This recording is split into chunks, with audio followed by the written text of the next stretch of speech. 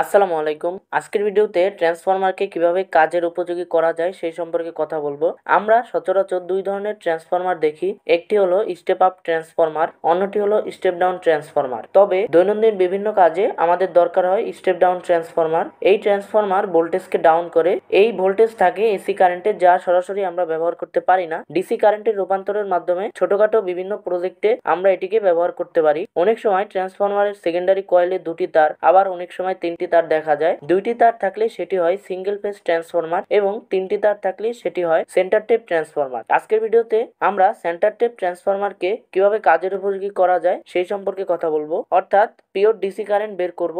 আপনাদের বোঝার সুবিধার্থে আমি সোল্ডারিং এর কোনো ঝামেলা রাখছি না। তার জন্য আমাদের দরকার হবে এ ধরনের ওয়্যার কানেক্টর।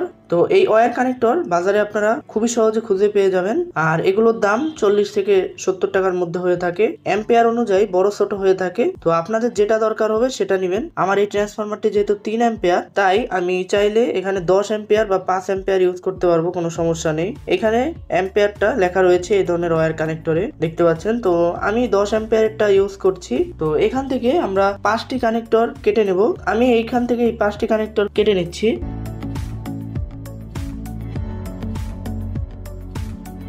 তো আমাদের এই 5টি কানেক্টর দরকার হবে। তো 5টি কানেক্টর থেকে আমি 3টি কানেক্টর আলাদা করব।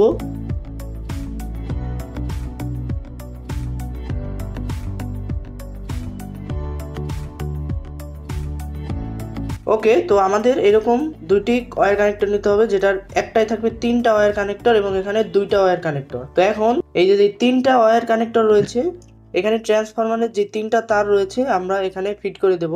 এ ধরনের ওয়্যার কানেক্টরে একটু সাবধানতার সাথে নাটগুলো খুলবেন এবং লাগাবেন, কারণ এই নাটগুলো কিন্তু খুবই সহজে হারিয়ে যায়। আর বাজার থেকে দেখে কিনবেন যে নাট আসছে কিনা।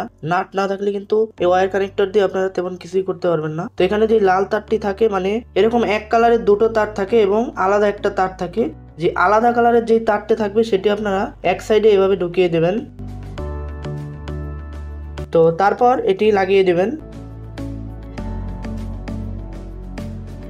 অন্য কালারে যে দুটো তার থাকে সেটি আমরা এই দুই সাইডে ঢুকিয়ে দেব।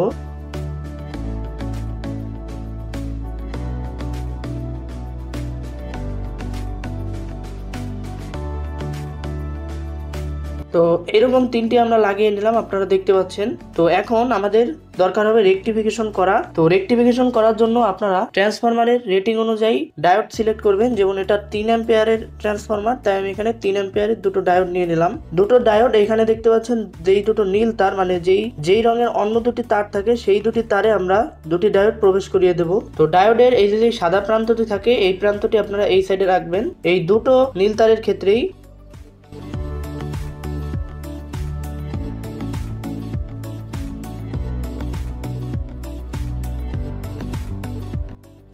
তো কানেকশনটি আমরা কিভাবে করছি সেটা আপনারা দেখতে পাচ্ছেন, এবং এখানে আরেকটি ফাঁকা থাকে। তো এখন যে ডায়োডের দুটো প্রান্ত থাকে, এই দুটো ওয়্যার কানেক্টরের এক প্রান্তে আমরা এই দুটো ডায়োড একসাথে করে ঢুকিয়ে দেব।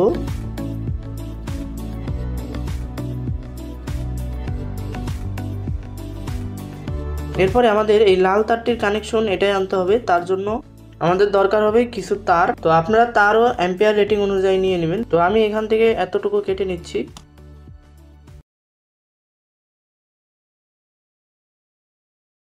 তো মোটামুটি দেখতে পাচ্ছেন এই পর্যন্ত আমরা এসেছি।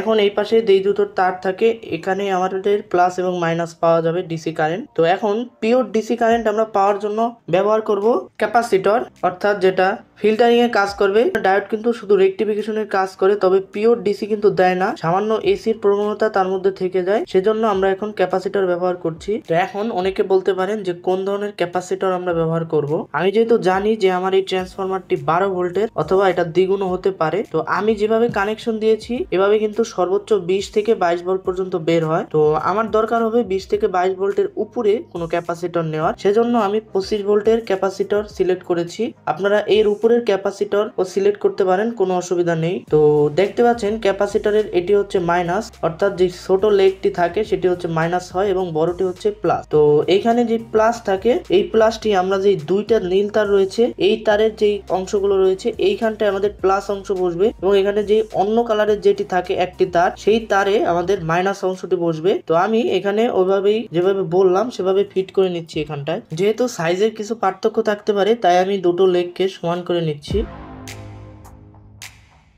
এরপরে আমি এটি ঢুকিয়ে দেব।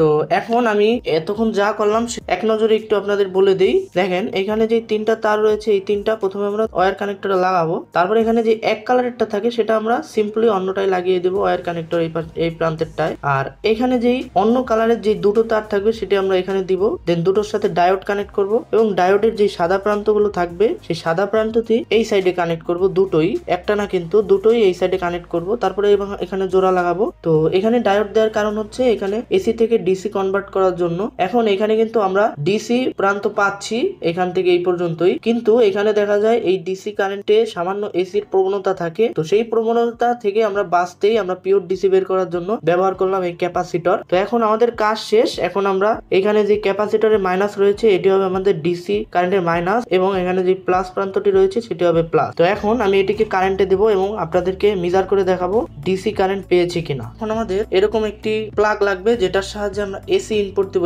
আর আমার হাতে দেখতে পাচ্ছেন আমি কিন্তু গ্লাভস পরা। বৈদ্যুতিক শর্ট হওয়া থেকে বাঁচতেই আমি মূলত এটি পরিধান করেছি। তো আমি এই প্লাগটা লাগিয়ে, এখানে যেহেতু প্লাস মাইনাসের কোনো সমস্যা নেই তাই আমার মন মতো আমি লাগিয়ে দেবো।